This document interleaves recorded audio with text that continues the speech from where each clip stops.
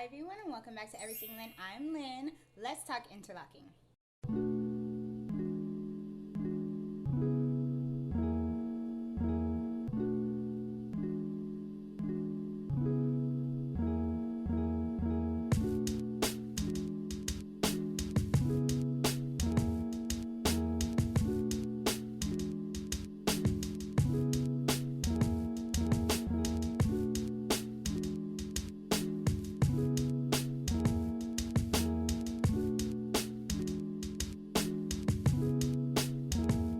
So in my research regarding interlocking, I found that the general consensus is that this technique is best for people with fine hair because it reinforces the locking process. But anybody can adopt this technique. What even piqued my interest about this locking process is my growing frustration of my roots. They just don't seem to be taking on the locked form.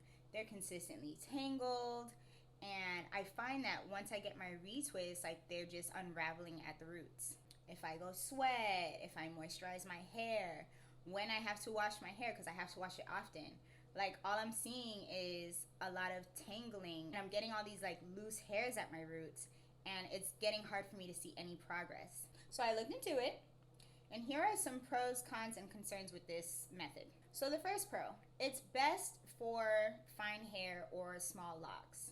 My hair, being the texture that it is, it would not have locked in the first place had I not started it with 2-strand twists. I feel like my hair needs an anchor to keep it in a locked position, so I'm kind of leaning more towards trying this method. Pro number 2, less hair product is needed. No actual product is required to hold the retie in place, so if you have a sensitive scalp like me, you may find it more beneficial if all you need is like aloe vera, water, and oils to retie your hair.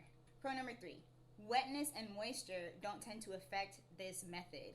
So that is a major for me. Like I said, I moisturize and I wash often. So it would be more beneficial to feel like I'm not just throwing away like up to $100 every month, for a retwist when it will just unravel.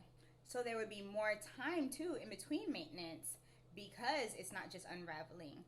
And so that can be a huge pro, to where you can leave your hair alone for up to 2 to 3 months, in between reties. As we know, too many retwists can lead to thinning, so it'd be nice to like leave it alone for a while. So now on to the cons and concerns. There is potential of damage and thinning. If this method isn't done professionally or with care, over tightening the locks can cause thinning and balding over time. So if you ever feel like something was done too tight in this method, speak up. Or if you're doing it yourself, then, go ahead and redo that. Con number 2, it's a little more expensive and can be a bit more time consuming. So I've decided I'm going to try this method for my next appointment, and I've realized that it's going to be a bit more expensive. When I went to book this, the retwist is usually $75. So when I asked for interlocking, she was like, cool, that'll be $150. But, when you factor in the idea that it takes a bit more time, they're a bit more meticulous in the process, and that you won't be there as often, it's like, okay, fair. So I definitely think I'm going to try this method for my next appointment, and I'll give you guys the update when I do. I'll definitely post the video. But what do you guys think of this method? Would you try it for yourself? Are retwists working for you? Leave it below in the comment and let us know what pros and cons you've had if you have tried this. I'll see you guys in the next video. Thank you so much for watching.